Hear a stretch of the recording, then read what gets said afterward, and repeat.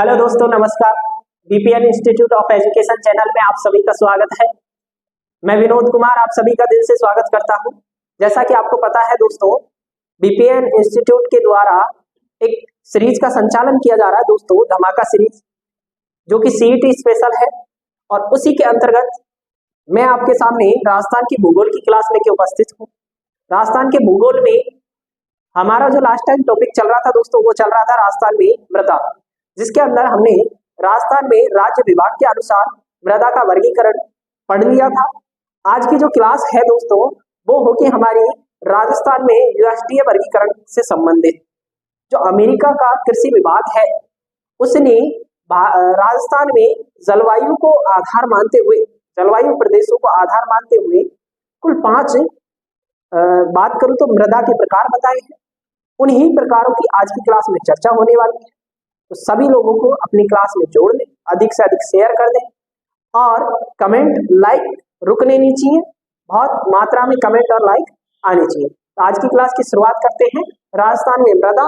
और राजस्थान में मृदा भी हम बात करेंगे कौन से पार्ट की? बी पार्ट की। ए पार्ट हम पढ़ चुके हैं, राज्य वर्गीकरण। आज बात करेंगे यूएसडीए वर्गीकरण की, United state department of agriculture, जिसकी बात करूं तो यूनाइटेड स्टेट डिपार्टमेंट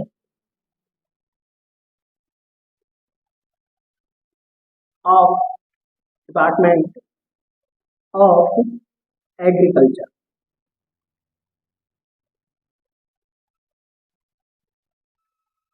आज का जो हमारा वर्गीकरण है वो अमेरिकी विभाग के अनुसार है, अमेरिकी कृषि विभाग के अनुसार है। हिंदी में भी लिख दे, अमेरिकी कृषि विभाग। इसने जो जलवायु वर्गीकरण दिया वो किसको आधार मानते हुए दिया? जलवायु प्रदेशों को। सॉरी, मृदा की जो वर्गीकरण किया वो किसको आधार मान के किया? जलवायु प्रदेशों को आधार मान के। जलवायु प्रदेशों को आधार माना और क्या कर दिया? राजस्थान की जो मृदा है उसका वर्गीकरण किया। जलवायु प्रदेश कह दो, दशाएं कह दो, बातें किया। जो जलवायु दशाएं है राजस्थान की, शुष्क, अर्धशुष्क, उसी के आधार पर क्या कर दिया इसने?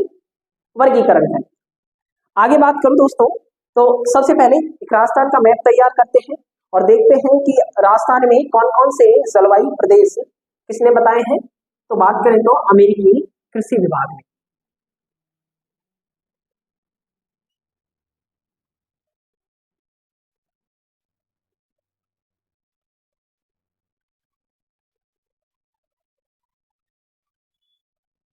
राजस्थान में जो जलवायु कृषि विभाग बता रखे हैं, उन सभी की अगर मैं बात करूं तो कुल 5 जलवायु कृषि विभाग किसने बताए हैं? अमेरिकी विभाग ने। और उन 5 की अगर मैं बात करूं तो आपको देखने को मिल जाएंगे ये 5 प्रकार, जिसमें एक नंबर पे अगर मैं बात करूं जलवायु प्रदेश की, तो आपको एक नंबर पे देखने को मिलेगा दोस्तों aridisols. Aridisols, soils means मृदा। 2 नंबर पे देखने को मिलेगा दोस्तों आपको entisols, aridisols, entisols. और 3 नंबर पे बात करूं दोस्तों, आपको देखने को मिलेगा इंसेप्टी सोल्स। कौन सा देखने को मिलेगा? ये जो है इंसेप्टी सोल्स, सोल्स। 4 नंबर पे आपको पार्ट देखने को मिलेगा दोस्तों, बात करूं तो अल्फी सोल्स, अल्फी सोल्स, जलोढ़ मृदा जिसे कहते हैं। और बात करें 5 नंबर पे, तो 5 नंबर पे आपको पार्ट देखने को मिलेगा दोस्तों इन वर्टी सोल्स, जो कि काली मृदा का क्षेत्र है। वर्टी सोल्स हमने बात की 1 number, 2 number, 3 number, 4 number, 4 number और 5 नंबर। इन पांचों के पांचों प्रकारों की चर्चा आज की क्लास में होने वाली है। इस चित्र को अपनी नोटबुक में बना दें और ऐसे कैसे इन क्षेत्रों को दर्शा दें। एरिडी सोल्स का जो क्षेत्र है राजस्थान में सर्वाधिक देखने को मिलता है और हेडिंग भी लगा दे दोस्तों, 1 नंबर पे आप एरिडी सोल्स। वर्गीकरण के अंदर 1 नंबर पे हेडिंग क्या लगाओगे दोस्तों, एरिडी सोल्स। एरिडी जो सोल्स है, मैं बात करूं इस मृदा की तो ये मुख्य प्रकार से रेतीली मृदा का क्षेत्र है, जो मरुस्थलीय क्षेत्र है, जहां की जलवायु दशाओं की अगर मैं बात करूं तो शुष्क व अर्ध शुष्क जलवायु दशाएं पाती है। मैंने कहा ना दशाओं को, ये यहाँ लिख ही देता हूं मैं, दशाओं या प्रदेश बात एक ही। तो जो दशाएं मानी उसने, अगर मैं बात करूं एरिडी सोल्स का जो क्षेत्र है, याद करो जब भौतिक प्रदेश पढ़ा है तो इसको 2 भागों में बांटा था, शुष्क और अर्ध शुष्क। उसी दशा को आधार मानते हुए क्या करके इसने वर्गीकरण कर दिया। तो आप इसमें कोष्टक में लिखते ही शुष्क जलवायु दशा के अंदर व अर्ध शुष्क जलवायु, शुष्क व अर्ध शुष्क क्या पाई जाती है, यहाँ की जलवायु है। कौन से क्षेत्र की बात करूं तो एरिडी सोल्स क्षेत्र की। मुख्य रूप से अगर मैं बात करूं इसका विस्तार की, इसकी बात करें विस्तार की, विस्तार देखने को मिलता है दोस्तों पश्चिमी राजस्थान में। कहां देखने को मिलता है, पश्चिमी राजस्थान में। जिलों के नाम लिख दे दोस्तों कोष्टक में, 1 नंबर से ऊपर से ही शुरुआत करते हैं। श्री गंगानगर,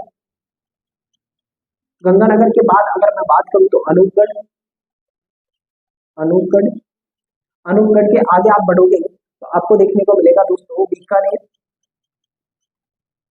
जैसलमेर, बाड़मेर, बालोतरा, जोधपुर ग्रामीण,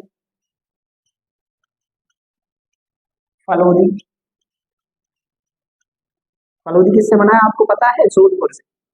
फलोदी से आगे बढ़ोगे दोस्तों तो नागौर, डीडवाना,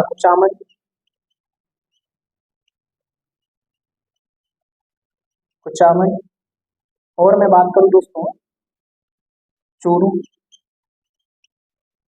के आगे और बात करूं दोस्तों, जैसे कि हमने बात की श्री गंगानगर, मानगढ़, अनूपगढ़, चूरू है। इन सभी का क्षेत्र हमें कौन सी जलवायु में देखने को मिलता है, तो एरिडी सोल्स में देखने को मिल जाता है।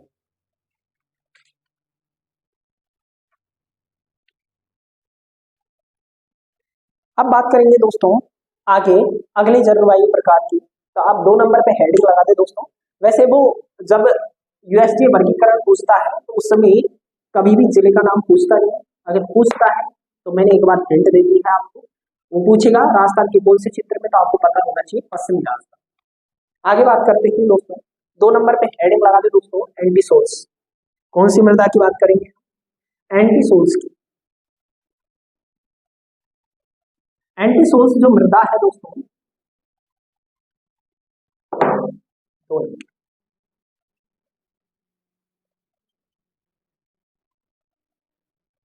एंटी सोल्स जो मृदा है दोस्तों, अगर मैं इसकी बात करूं जलवायु दशाओं की, तो आपको यहाँ पे जलवायु दशा देखने को मिलेगी अर्ध शुष्क। कौन सी जलवायु दशा देखने को मिलेगी, अर्ध शुष्क जलवायु दशा आपको देखने को कौन से क्षेत्र में मिल जाएगी, तो एंटी सोल्स मृदा के क्षेत्र में। बात करूं इसके विस्तार आपको देखने को मिलेगा दोस्तों दक्षिणी अरावली का क्षेत्र,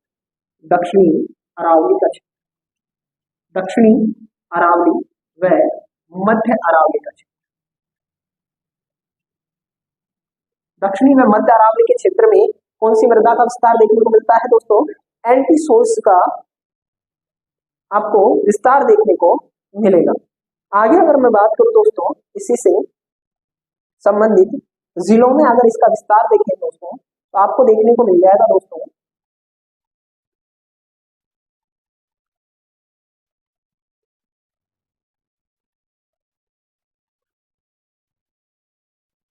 इसमें जो जिले हैं दोस्तों अरावली के क्षेत्र के जितने भी जिले सभी किसमें सम्मिलित किए जाते हैं, एंटी सोल्स में। 3 नंबर पे हेडिंग लगाए दोस्तों आप दक्षिणी, मध्य, और मध्य के साथ आप इसमें अरावली पूरा ही लिख दे, उत्तरी अरावली भी इसी में लिख दे, उत्तरी अरावली, क्योंकि अरावली का जो संपूर्ण क्षेत्र है उसमें कौन सी मृदा देखने को मिलती है, एंटीसोल। अब 3 नंबर पे आप हेडिंग लगा दे दोस्तों, कौन सी मृदा की अगर मैं बात करूं तो 3 नंबर पे इंसेप्टिसोल्स, कौन सी मृदा, इंसेप्टिसोल्स।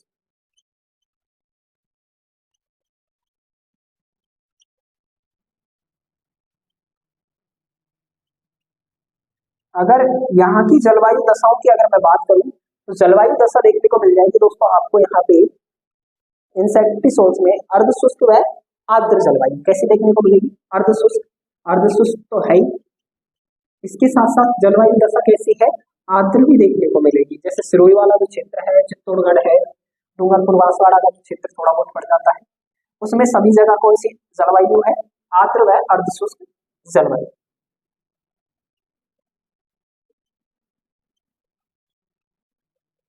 विस्तार की अगर मैं बात करूं दोस्तों आपसे कि विस्तार आपको इस इंसेप्टिसोल्स मृदा का कहाँ देखने को मिलेगा, तो दक्षिणी राजस्थान व मध्य पूर्वी राजस्थान में आपको इसका विस्तार देखने को मिल जाएगा। दक्षिणी व मध्य पूर्वी, मध्य, दक्षिणी व मध्य राजस्थान आपको क्या देखने को मिलेगा, इस मृदा क्षेत्र का विस्तार देखने को मिलेगा। जिसमें मैं अगर बात करूं इस मृदा के क्षेत्र की तो आपको राजसमंद, पाली, उदयपुर, चित्तौड़, बांसवाड़ा, डूंगरपुर, प्रतापगढ़ के क्षेत्र देखने को मिल जाएंगे। तो आप चाहो तो लिख दो इसमें पाली, राजसमंद,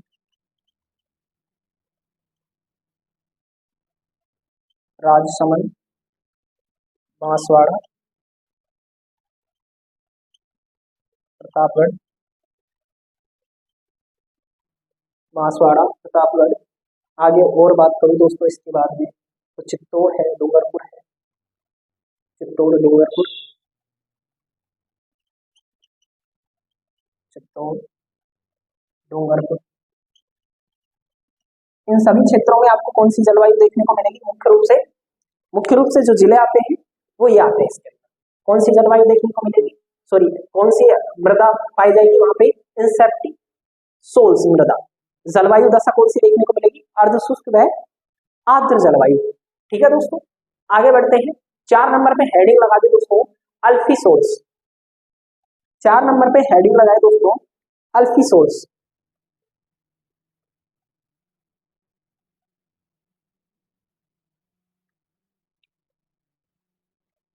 जो कि मैप में साफ दिखाई दे रहा है। 4 नंबर पे अल्फी सोल्स। जलवायु दशाओं की अगर बात करूं तो यहाँ पे उपाद्र व आर्द्र प्रकार की जलवायु देखने को मिलती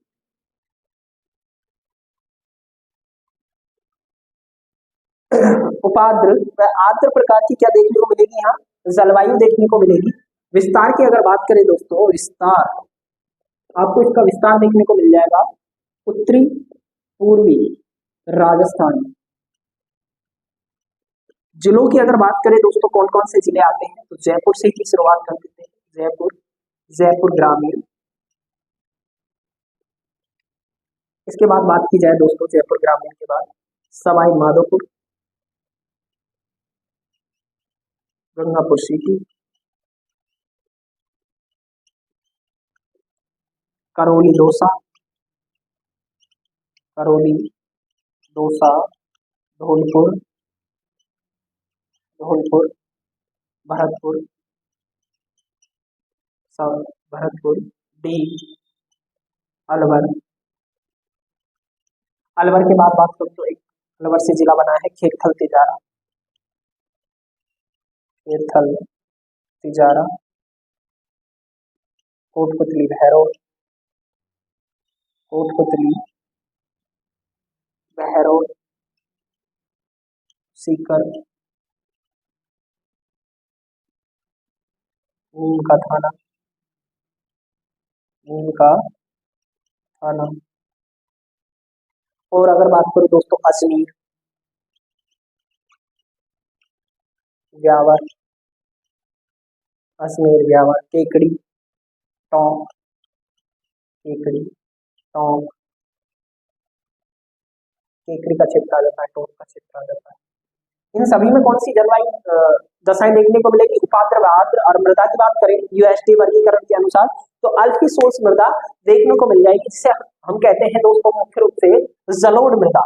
5 नंबर पे आप हेडिंग लगा दो दोस्तों, अगला इसी क्रम में वर्टिसोर्स, जो कि यूएसटी वर्गीकरण के अनुसार अंतिम मृदा का प्रकार है, जहां पे आर्द्र या अति आर्द्र जलवायु दशाएं मिलती है, उसी प्रदेश की अभी बात करें। तो आप अंतिम हेडिंग लगा दो दोस्तों 5 नंबर पे, वर्टिसोर्स। पहली बात तो कैसी मृदा है? काली मृदा। दूसरी बात, जलवायु दशाओं की बात करूं तो आर्द्र जलवायु दशा देखने को मिलेगी, आर्द्र के साथ साथ अति आर्द्र जलवायु दशा। विस्तार की बात करें, विस्तार कहाँ देखने को मिलता है? तो दक्षिणी व दक्षिणी पूर्वी राजस्थान।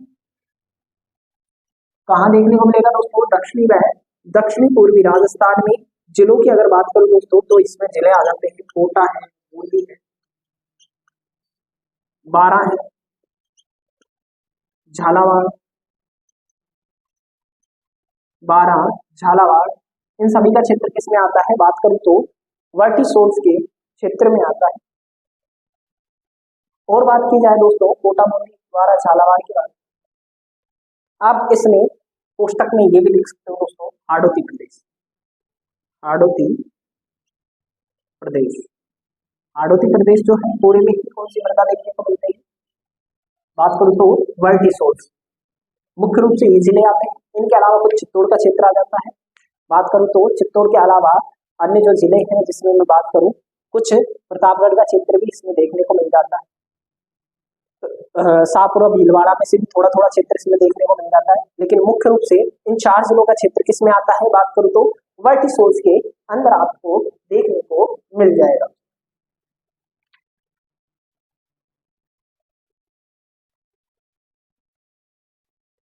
चित्तौड़, प्रतापगढ़, भीलवाड़ा का नाम भी आप चाहो तो लिख सकते हो।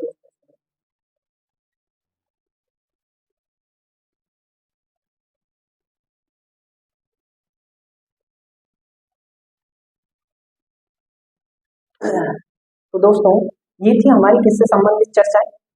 यूएसडीए वर्गीकरण से संबंधित। एक बार फिर याद दिला दूं, यूएसडीए वर्गीकरण के अनुसार राजस्थान की जो मृदा है उसके 5 प्रकार बताए गए हैं, जलवायु दशाओं को आधार मानते हुए। 5 कौन कौन से हैं? एरिडिसोर्स, एंटीसोर्स, इंसेप्टिसोर्स, वर्टिसोर्स और अल्फिसोर्स। इस प्रकार से 5 प्रकार की मृदाओं का क्या किया गया है? वर्गीकरण किया गया है। अब कुछ महत्वपूर्ण तथ्य जो कि आगे इसी से संबंधित है मृदा से, उनकी चर्चा करेंगे, इसे नोट डाउन कीजिए।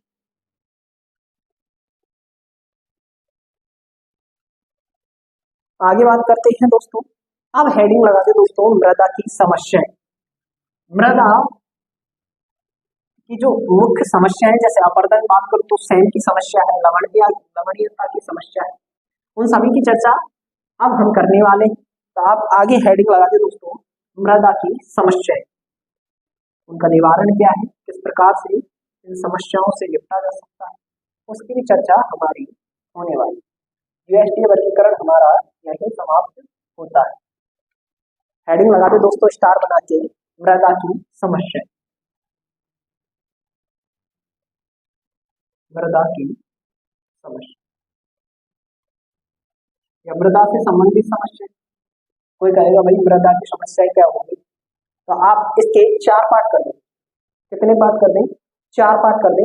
एक अपरदन संबंधित, एक लवणीयता संबंधित, एक सैम संबंधित और एक मृदा अपकर्षण संबंधित। इस प्रकार से आप इसके क्या कर दें?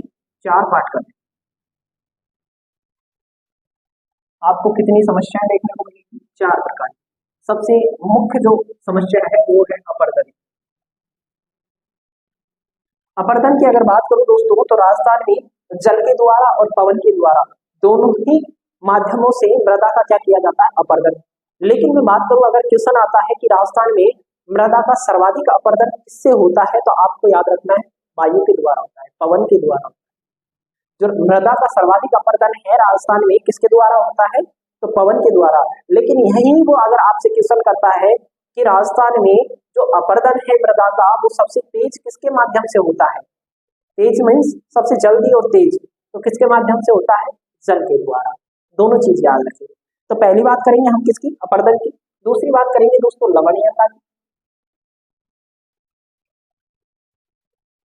लवणीयता की लगातार सिंचाई करने के माध्यम से, जैसे कि मैं बात करूं पश्चिमी राजस्थान में हमारी गंगा नहर, बात करूं तो इंदिरा गांधी नहर है। उस इंदिरा गांधी नहर से बहुत सारी छोटी नहरें निकाली गई है और जो नहर का प्रदेश है वहां पे लगातार सिंचाई होने के कारण जमीन में जो अंदर लवणों की मात्रा है वो परत उन लवणों की जो मात्रा है वो कहाँ आ जाती है? धरातल के ऊपर आ जाती है और धरातल के ऊपर एक लवण की परत सी छा जाती है। इस कारण से उपजाऊपन क्षमता उसकी समाप्त हो जाती है और धीरे धीरे मृदा का क्या होने लग जाता है? मैं बात करूं तो मृदा का ह्रास होने लग जाता है, उपजाऊपन क्षमता उसकी कम होने लग जाती है। तो दूसरे नंबर पे हम बात करेंगे लवणता की। तीसरे नंबर पे बात करेंगे दोस्तों सैम की समस्या। किसकी बात करेंगे दोस्तों? 3 नंबर पे सैम की समस्या की। सैम की समस्या का मतलब है लगातार पानी के जमा रहने के कारण उस क्षेत्र में जो उपजाऊपन क्षमता है वो समाप्त हो जाती है। तो हम सैम की समस्या की भी बात करेंगे। और चौथे नंबर पे बात करेंगे दोस्तों मृदा अवकर्षण की। किसकी बात करेंगे? मृदा अवकर्षण। मृदा अवकर्षण की बात करेंगे दोस्तों। अवकर्ष कह दो, अवकर्षण कह दो, बात एक ही। आप लिख करके क्या लिख दे दोस्तों? अवकर्ष। इसकी हम चर्चा करेंगे आगे। इस प्रकार से हम 4 टॉपिकों पे चर्चा करने वाले हैं मृदा से संबंधित समस्या में, जिसमें 1 नंबर पे लवणीयता, 2 नंबर पे हम 1 नंबर पे अपरदन, 2 नंबर पे लवणीयता, 3 नंबर पे हम बात करेंगे सैम की समस्या की और 4 नंबर पे अवकर्षण संबंधित चर्चा करेंगे। तो आप 1 नंबर पे हेडिंग लगा दे दोस्तों मृदा अपरदन। किससे संबंधित हेडिंग लगा दे दोस्तों? मृदा अपरदन। 1 नंबर पे क्या हेडिंग लगने वाली है? मृदा अपरदन। और उसी की चर्चाएं अब हमारी होने वाली। 1 नंबर पे हम बात करेंगे मृदा अपरदन। क्या होता है अपरदन? पहले तो ये जान लो। मृदा का एक स्थान से दूसरे स्थान पर चले जाना। मैंने क्या कहा? मृदा का कटकर टूटकर एक स्थान से दूसरे स्थान पर चले जाना क्या कहलाता है? मृदा अपरदन कहलाता है। मृदा अपरदन की जो क्रिया है जिसमें मृदा का क्या होता है? अनाच्छादन भी होता है, टूटने की क्रिया क्षरण जिसे कहते हैं। उसके बाद अपरदन होता है, अभिवहन भी होता है, वहन यानी गति करती है। उसके बाद उसका निक्षेपण होता है। इन संपूर्ण क्रिया को कहते हैं दोस्तों अनाच्छादन। क्या कहते हैं? बात करूं तो अनाच्छादन। और इस क्रिया में हमें केवल एक चीज पढ़नी है। क्या पढ़नी है? अपरदन। जब हम बात करूं वर्ड ज्योग्राफी पढ़ेंगे, इसके अंदर हम बात करें मृदा से संबंधित स्थलाकृतियां हैं या मृदा के जो कार्य हैं उनके अंदर हम बाकी चर्चा करेंगे। यहाँ पे हमें क्या पढ़ना है? ओनली अपरदन। तो अपरदन में सामान्यतः आपको क्या ध्यान रखना है? मृदा का एक स्थान से दूसरे स्थान में चला जाना क्या होता है? अपरदन। राजस्थान में कितने माध्यमों से होता है? माध्यम मुख्य रूप से तो 2 ही है। कौन कौन से? मैंने कहा एक तो क्या है? पवन के द्वारा, दूसरा जल के द्वारा। लेकिन इसके अलावा भी होता है जीवों के द्वारा, जिसमें लोग आ जाते हैं, खनन कार्य करते हैं तो उसके द्वारा अपरदन हो जाता है। पशु जब चरने जाते हैं उनके पैरों के द्वारा मिट्टी खुद जाती है, फिर आवाज में बैठ के चली जाती है। इस प्रकार से अपरदन के कुछ महत्वपूर्ण आपको क्या देखने को मिल जाएंगे? कारण देखने को मिल जाएंगे। तो उन सभी की चर्चा करेंगे।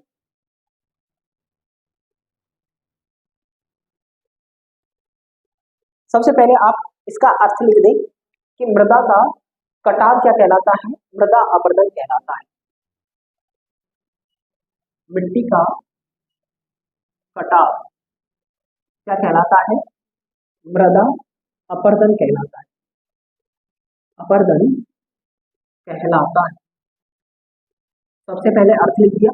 दूसरे नंबर पे लिख दे दोस्तों इसे मृदा की रेंगती मौत कहते हैं। क्या कहते हैं दोस्तों इसे?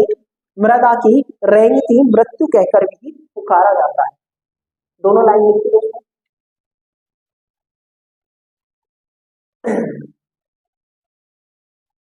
अब आप हेडिंग लगाए दोस्तों इसी के अंदर, मृदा अपरदन के कारण। अपरदन के कारण राजस्थान में कौन कौन से कारण? सबसे पहले बात करें इसमें, आप लिख सकते हो दोस्तों वनो उन्मूलन।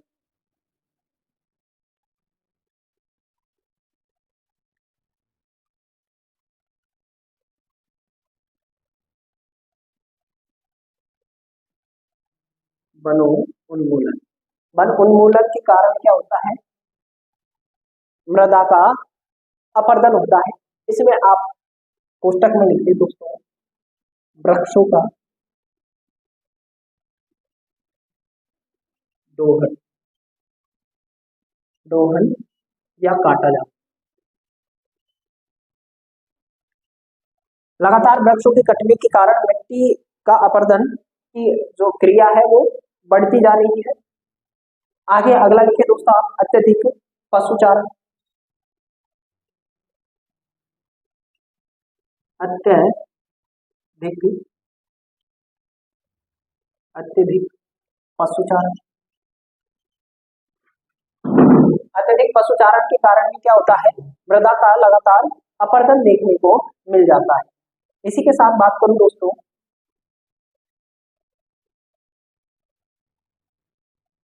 इसी के साथ मैं बात करूं दोस्तों अगली मृदा अपरदन की, तो अत्यधिक जुताई के कारण भी क्या होता है? मृदा का अपरदन। अत्यधिक जुताई के कारण आपको क्या देखने को मिल जाएगा? मृदा अपरदन देखने को मिल जाएगा। अच्छा, कारणों में आप ये भी लिख सकते हो माध्यम, तो इसमें आप माध्यम लिख के, माध्यम और डैश करके लिख दे, पवन व जल के द्वारा।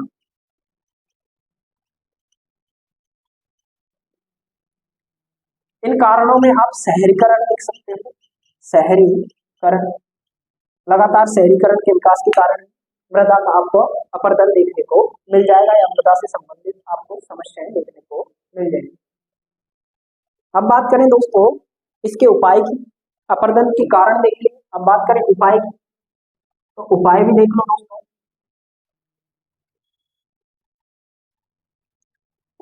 अपरदन के उपाय, उपाय में आप दो शब्द लिख दे दोस्तों। एक तो जो लगातार अत्यधिक वृक्षों की कटाई हो रही है उसको रोककर क्या किया जाए? वृक्षारोपण किया जाए। आप इसमें लिख सकते हो वृक्षारोपण उपाय में। दूसरा आप लिख सकते हो दोस्तों, बात करें तो पलवारना, पलवारना, राजस्थान में पलवारना जिसको मल्चिंग कहते हैं। ठीक, इसके माध्यम से भी क्या किया जा सकता है? अपरदन को रोका जा सकता है। मल्चिंग क्या होता है? धरातल के ऊपर जो घास होती है उसको बिछा दिया जाता है, जिसके कारण से मिट्टी उड़कर एक स्थान से दूसरे स्थान पर नहीं जाती। बरसात का जब पानी गिरता है तो सीधे बूंदे मिट्टी पे नहीं गिरती है, इसके कारण मिट्टी का कटाव नहीं होता है और मृदा का क्या नहीं होता? अपरदन। तो मल्चिंग भी याद रखें। इसके अलावा आप इसमें एक और लिख दे दोस्तों, राजस्थान में एक योजना चलाई गई थी दोस्तों, शेल्टर बेल्ट योजना। शेल्टर बेल्ट योजना, इस योजना के माध्यम से क्या किया गया? अरावली के दोनों ओर 5-5 किलोमीटर के क्षेत्र में पेड़ों की कतार लगाई गई, जिससे लगाने का कार्य चल रहा है दोस्तों, जिसके माध्यम से मृदा के अपरदन को कम किया जा सकता है। तो आप इसको भी याद रखिए दोस्तों। अब आगे बात करेंगे दोस्तों अगली लवणीयता की। किसकी बात करेंगे दोस्तों? लवणीयता की। तो आप अगली हेडिंग लगाए दोस्तों 2 नंबर पे, लवणीयता। 2 नंबर पे हेडिंग लगा दे दोस्तों, लवणीयता।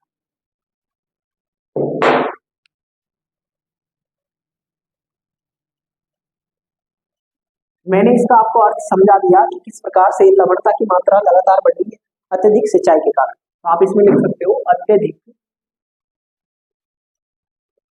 सिंचाई, सिंचाई के कारण लवणता की मात्रा मिट्टी में लवणता की मात्रा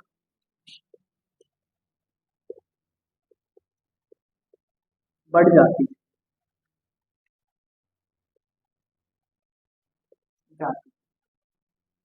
और मिट्टी अनुपजाऊ हो जाती।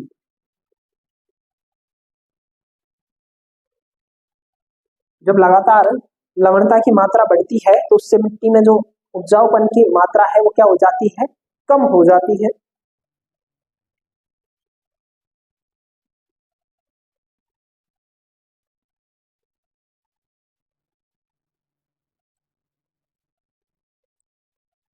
ये जो लवणता है दोस्तों, इसे कहा जाता है दोस्तों रेह या फिर कलर। क्या कहा जाता है दोस्तों, इसे रेह भी कहते हैं और इसे कलर भी कहते हैं। तो आप ये भी याद रखें, जब मैंने मिट्टी पढ़ाई थी तो वहां पे आपको ये दोनों शब्द बताए थे कि जो लवणीयता है उसको क्या कह के पुकारते हैं, लवणीय मिट्टी को लेह या फिर कलर कह के भी पुकारते हैं। अगर इसके उपाय की मैं बात करूं दोस्तों, तो एक तो इसमें इसका अगर उपाय की बात करें दोस्तों, उपाय तो इसमें किसका प्रयोग कर सकते हो, जिप्सम का। जिप्सम का प्रयोग करने से लवणता की जो समस्या है उसको दूर किया जा सकता है और साथ में स्पंदन भी इसका एक अच्छा उपाय है। 3 नंबर पे हेडिंग लगाए दोस्तों, सैम की समस्या। सैम की समस्या,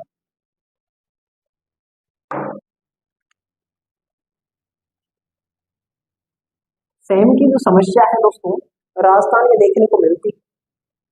इसमें क्या होता है, जो भूमि है, भूमि या मिट्टी कह सकते हो, उसमें नमी बनी रहती है। कोष्टक में लिख दे दलदली। दलदली मृदा बनी रहती है, इस कारण से उस क्षेत्र में मृदा की जो मैं बात करूं, मृदा की जो उपजाऊपन क्षमता है वो कम हो जाती है। क्या हो जाती है दोस्तों, कम हो जाती है। मुख्य रूप से जो सैम की समस्या है देखने को मिलती है दोस्तों, बड़ा पोल क्षेत्र है हनुमानगढ़ के अंदर, वहीं पे आपको देखने को मिल जाएगी। कौन सा क्षेत्र, तो बड़ोपाल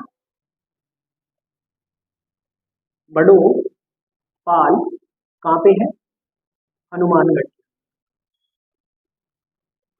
यहाँ पे आपको कौन सी समस्या देखने को मिलेगी दोस्तों, सैम की समस्या देखने को मिलेगी और साथ में गंगानगर वह बीकानेर। अच्छा, इसमें लिख दे दोस्तों, नहरी क्षेत्र के आसपास का क्षेत्र। नहर के दोनों तरफ, नहर जब कच्ची होती है तो नहर के दोनों तरफ, नहर में कंटिन्यू पानी रहता है, उस कारण से आसपास के क्षेत्र में हमेशा नमी बनी रहती है, दलदली मृदा बनी रहती है, जिसके अंदर उपजाऊपन क्षमता कम हो जाती है और मिट्टी में सैम की समस्या उत्पन्न हो जाती है। जिसे मैं बात करूं मुख्य रूप से कहाँ देखने को मिलती है, नहर का क्षेत्र है, गंगानगर है, बीकानेर है, हनुमानगढ़ है, इन सभी क्षेत्रों में आपको ये समस्या देखने को मिल जाएगी। उपाय की अगर बात करें दोस्तों, तो इसका उपाय है दोस्तों, सैम की समस्या का एक पौधा आता है दोस्तों, सफेदा। इसका पौधा आता है दोस्तों सफेदा। इस सफेदे के पौधे को लगाकर आप सैम की समस्या से क्या कर सकते हो, छुटकारा पा सकते हो। इसका जो नाम है दोस्तों, साइंस यूके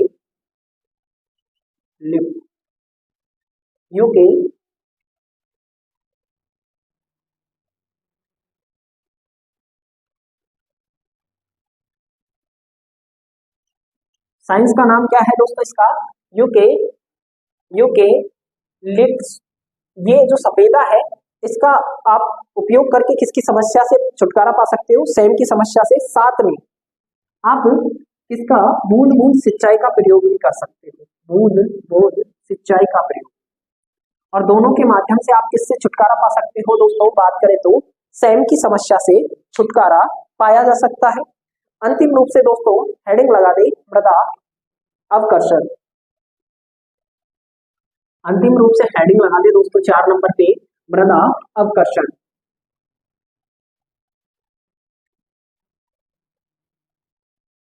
अगर मैं बात करूं दोस्तों 4 नंबर पे मृदा अवकर्षण,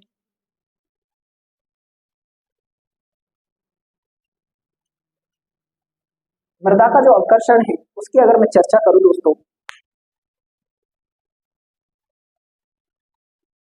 मृदा अवकर्षण होता है दोस्तों मिट्टी में जो भौतिक रासायनिक जो पदार्थ है उनकी कमी हो जाना क्या कहलाता है, मृदा अवकर्षण कहलाता है। कमी या फिर मैं कहूँ ह्रास हो जाना क्या कहलाता है, मृदा अवकर्षण। तो आप इसमें लिखते दोस्तों भौतिक रासायनिक व जैविक क्षमता का ह्रास हो जाना। मृदा की जो भौतिक है, रासायनिक है व जैविक क्षमता का ह्रास क्या कहलाता है, मृदा अवकर्षण कहलाता है। क्यों हो जाता है तो आपको पता है उर्वरकों का उपयोग करने के कारण होता है। तो आप इसके उपाय में लिख सकते हो दोस्तों, उपाय में लिख दे उर्वरकों का देसी उर्वरकों का प्रयोग, इसमें लिख दे विदेशी उर्वरकों के प्रयोग पर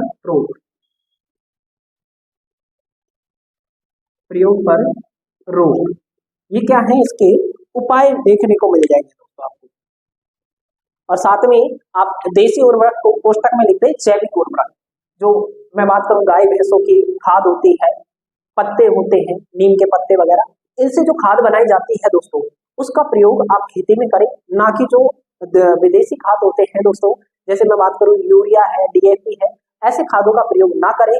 इन खादों के प्रयोग से जो मृदा की कौन सी क्षमता है, अवकर्षण क्षमता, वो धीरे धीरे समाप्त हो जाती है। और इसे बढ़ाने के लिए आप कौन से उर्वरकों का प्रयोग कर सकते हो, जैविक उर्वरक का। आज की क्लास में इतना ही दोस्तों, इसी के साथ हमारा मृदा का टॉपिक समाप्त होता है। कैसी लगी क्लास कमेंट में जरूर बताएं। तब तक के लिए जय हिंद, जय भारत। मिलते हैं अगली क्लास में।